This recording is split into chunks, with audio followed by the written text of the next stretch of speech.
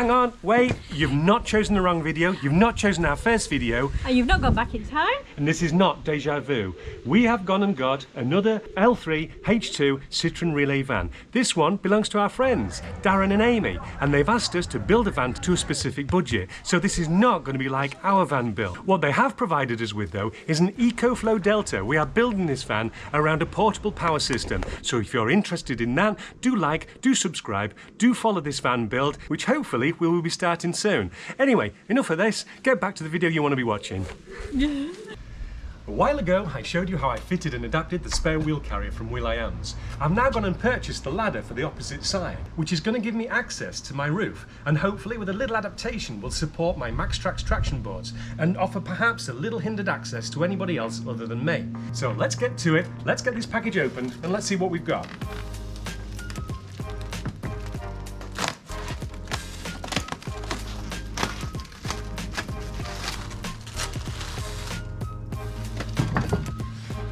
So now that that's open, what's our first impressions? Well, to be honest with you, like with the wheel carrier, the metalwork has not been finished off well. It was at this point I noticed a few issues with the finishing of the ladder. So this is me having a good rant, explaining the extra effort I now have to put in to make this product good. Last week I uploaded a video which was brought to the attention of Will at Wheeliams. Very apologetic, it was explained that the ladder had somehow skipped the finishing process and any such issues would have been resolved. As a gesture of goodwill, Will offered a discount to the first 20 subscribers who purchased any product using the code VANLIFEMYWAY. Okay, now let's crack on. Although I will be firmly fixing the ladder to the door hinges, there is one location point that fixes through the door skin. So off comes the door trim by easily prising out the buttons. And out comes our sheet wool insulation. From clear instructions that arrive to be downloaded with your invoice, we first drill a 9mm hole in the top hinge, central to the horizontal and 25mm in from the door skin. I'm always careful to remove any swab that if left can damage your paintwork and more so be detrimental to Arrow's pores. The ladder is then offered and fixed to that one hole, which then aligns the bottom mounting bracket to the bottom door hinge.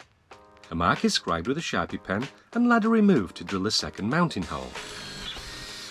After another vacuum, the ladder can be secured for a first fit, making sure all's well. Well, that's pretty much the majority of the job done for mounting the ladder.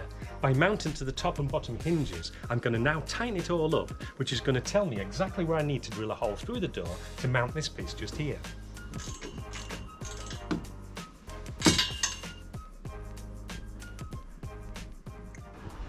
Now at this point it'll be a straightforward process to take that ladder off, get it painted and then get it back on and fitted. But oh no, not me. What I want to do is use my ladder to mount these MaxTrax. Would it be sand ladders? Recovery ladders? Sand tracks? Mud tracks? Whatever you want to call them.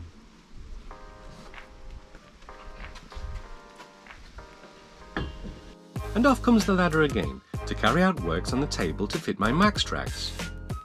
The final mounting hole is drilled and I protect the bare metal surfaces by spraying galvanizing spray into the cap and applying the paint with a cotton bud. The MaxTrax boards are a perfect fit within the ladder and several holes in the boards will align with two pieces of 40x20 angle iron, which I weld to the underneath of the ladder run. No. Your mask is going too dark and I can't see shit. What's that? Nearly 20 years and I never realised there's a knob on the side of my helmet, unlike the knob on the inside. And just like that, my welding improved by 300%.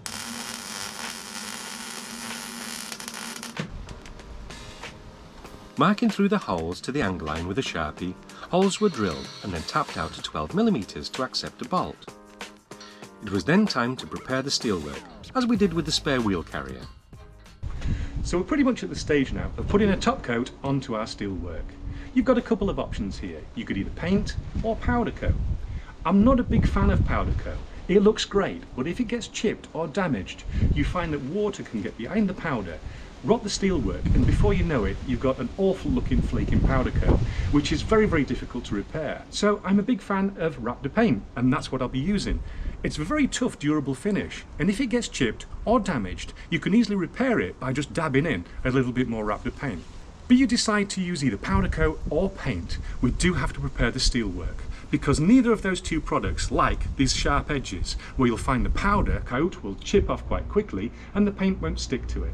So we're going to bevel those edges off, round them off, to make our product stick a little bit better. Now, while we're on the subject, here's a classic example. This is the ladder that's been on my Vivaro for about a couple of 3 years now. It was brand new, but as you can see, the powder coat here has been fine, where it's all nice and rounded, but on those sharp edges, just look at this.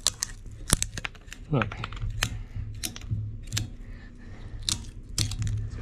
Also, on some of these tubes, they've been attacked with an angle grinder to bring it to bare metal to do the welding, and it's not been finished off that nice. That is quite a rough finish. That's going to show through our paint, or perhaps even show through powder. So we're going to do a better job at finishing off. And a quick note to Wheeliams, a little bit of extra finish in here, guys, wouldn't go amiss.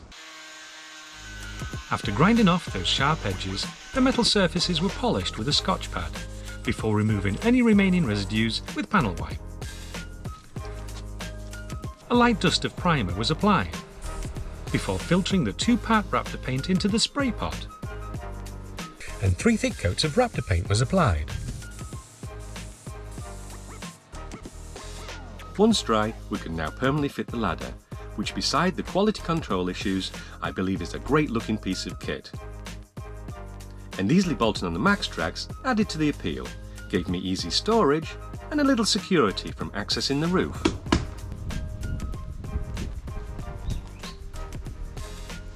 So here we have it, the rear door mounted ladder from Wheeliams with my max tracks bolted to it nice and securely.